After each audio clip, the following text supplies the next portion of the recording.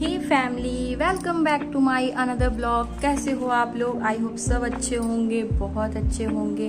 तो आज का ब्लॉग कुछ मैं इंटरेस्टिंग लेकर के आने वाली हूँ। तो ये आज का ब्लॉग है वट सावित्री पूजा पे।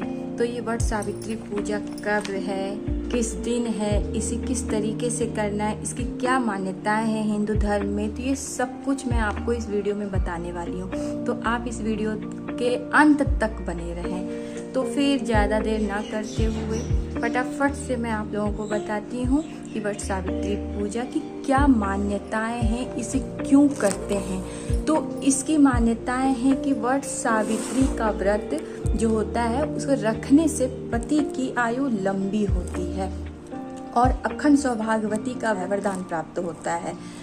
तो फिर वट सावित्री पूजा को लेकर धार्मिक मान्यता क्या है? तो वट सावित्री पूजा को लेकर धार्मिक मान्यताएं हैं कि जेठ अमावस्या के दिन ही सावित्री ने अपने पति सत्यवान के प्राण यमराज से वापस लाए थे। इसीलिए हर साल महिलाएं इसे श्रद्धापूर्वक ये व्रत को करती हैं। तो ये तो आपका धार्मिक मान्यताएं, ये सब कुछ मैंने आपको बता दिया। अब मैं बताने वाली हूँ कि ये पूजा है कब। तो ये पूजा है शुक्रवार 19 मई 2023 को। ये वट सावित्री पूजा हम आप सारी महिलाएं कर सकते हैं, ये इसी दिन है।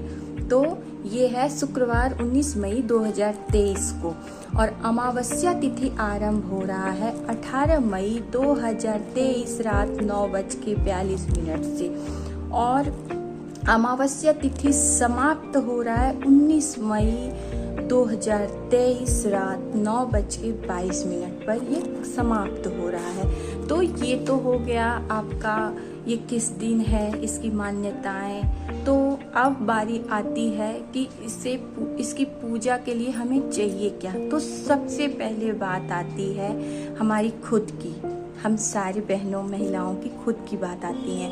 तो आज के दिन वट सावित्री पूजा के दिन हमें बहुत अच्छे से 16 श्रृंगार करके तैयार होना है। कलरफुल साड़ी पहननी है। इसमें स्लेटी कलर, ब्लैक कलर नहीं चलेगा। तो इसमें मतलब आप जितनी मर्जी हो सके अच्छी अच्छी कलर की साड़ी पहने। स्लेटी काली कलर की साड़ी कभी ना पहने। आप लाल, पीली, हरी, नीली सब कलर की साड़ी पहन सकती हैं और 16 श्रृंगार करके बहुत सुंदर से खुद को तैयार करें, एक सुहागिन की तरह। अब तो बात अपने पे आके खत्म हो गई। अब बात आती है हमें पूजा की सामग्री। तो सामग्री के लिए सबसे पहले हमें एक थाल चाहिए होगा। उस थाल को अच्छे से साफ करके उसमें अभी सीजन के हिसाब से जो भी फल आते हैं वो फल आप जितना मर्जी इकट्ठा कर सकते हैं और नहीं तो फिर 5 फल। आप 5 फल को अच्छे से धो करके थाली में रख लें। चना, मूंग ये भिगो करके रख लें। उसके बाद आइपन में क्या है, चावल का आटा, हल्दी ये तैयार कर लें।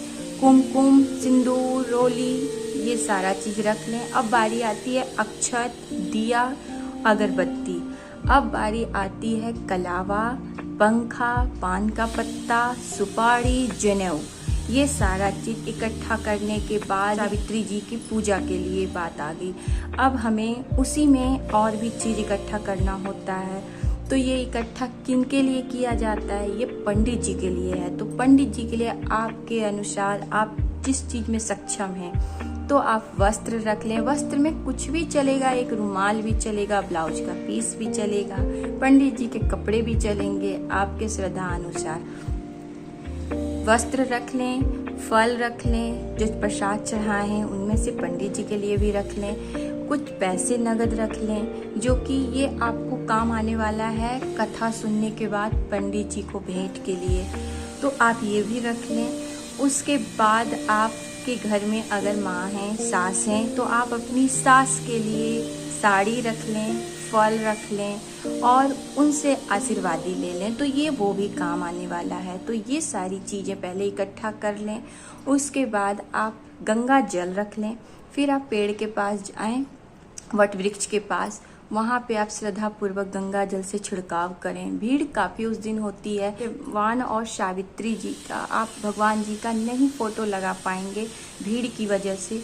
तो आप पेड़ को ही सब कुछ मान करके, और पूजा उस दिन पेड़ का ही किया जाता है, वट वृक्ष का। तो उस वट वृक्ष के पास बैठ करके जल छिड़क करके, गंगा जल छिड़क करके आप जो भी चीज़ लेके गए, जिस तरह से पूजा आप करते हो, श्रद्धा पूर्वक आप पूजा करें। पूजा करने के बाद उस कलावा को आप पेड़ में लपेटें। बहुत जगह 7 बार लपेटा जाता है, 12 बार लपेटा जाता है, 11 बार लपेटा जाता है। तो वो आप उस धागे को परिक्रमा करके लपेटें। आप अपने आजू बाजू से जान लें कि कितने बार होता है ये चीज़। और अगर के घर में अगर माँ हैं, सास हैं, तो आप अपनी सास के लिए साड़ी रख लें, फल रख लें और उनसे आशीर्वादी ले लें, तो ये वो भी काम आने वाला है। तो ये सारी चीज़ें पहले इकट्ठा कर लें। उसके बाद आप गंगा जल रख लें। फिर आप पेड़ के पास जाएं, वट वृक्ष के पास, वहाँ पे आप श्रद्धा पूर्वक गंगा जल से छिड़काव करें। भीड़ काफ़ी उस दिन होती है, तो सत्यवान और सावित्री जी का, आप भगवान जी का नहीं फोटो लगा पाएंगे भीड़ की वजह से। तो आप पेड़ को ही सब कुछ मान करके, और पूजा उस दिन पेड़ का ही किया जाता है, वट वृक्ष का। तो उस वट वृक्ष के पास बैठ करके जल छिड़क करके, गंगा जल छिड़क करके आप जो भी चीज़ लेके गए, जिस तरह से पूजा आप करते हो, श्रद्धा पूर्वक आप पूजा करें। पूजा करने के बाद उस कलावा को आप पेड़ में लपेटें। बहुत जगह 7 बार लपेटा जाता है, 12 बार लपेटा जाता है, 11 बार लपेटा जाता है। तो वो आप उस धागे को परिक्रमा करके लपेटें। आप अपने आजू बाजू से जान लें कि कितने बार होता है ये चीज़। और अगर नहीं समझ आता है तो आप 11 बार, 12 बार, 7 बार आप कर सकते हैं। 11 बार, 7 बार हर हालत से ये कर सकते हैं। 12 बार भी होता है। आप कलेवा में करें कि कभी कभी ऐसा होता है कि 4 धागा का भी कलेवा होता है, 3 धागा का कलेवा होता है। तो आप 3 धागा का होता है तो 4 बार घूम लें, आपका 12 बार धागा लपेटा गया। 4 का है तो ऐसे करके मतलब 3 बार कर लें, इधर हो गया।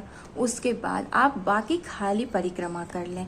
इससे आपका पूजा इधर का संपूर्ण अच्छे भाव से हो गया कंप्लीट। उसके बाद आप पंडित जी से कथा सुनने के बाद आपने जो पंडित जी के लिए रखा है उन्हें वो दक्षिणा दें। उसके बाद आप घर आएँ। घर आने के बाद अपने पति, जिनकी आयु के लिए हम कर रहे हैं, उनकी पूजा करें। उन्हें पंखे से हवा करें। जिस वट वृक्ष को हमने पंखे से हवा किया हुआ है वो आप इन्हें करें, अपने पति को करें। उसके बाद फिर आप अपनी माँ, सास, जो बहुत ही महत्वपूर्ण हैं, तो आप उन्हें अच्छे से श्रद्धा पूर्वक आप उन्हें उनका भेंट दें, उनसे आशीर्वाद लें। फिर आप चने का 12 चना लें, 11 चना लें, जैसे आपको समझ आता है। उसके बाद फिर आप नींबू चीनी की शरबत या फिर साफ मतलब पानी से पानी आप उससे उस चना को निगलें। आप अपना व्रत को पूरा करें। अगर मेरी वीडियो से थोड़ी सी भी आपको हेल्प हुई हो तो मेरे वीडियो को सब्सक्राइब करें, बेल आइकन ऑन रखें, ताकि मेरी कोई भी वीडियो आप लोग तक फटाक से पहुंच जाए। धन्यवाद।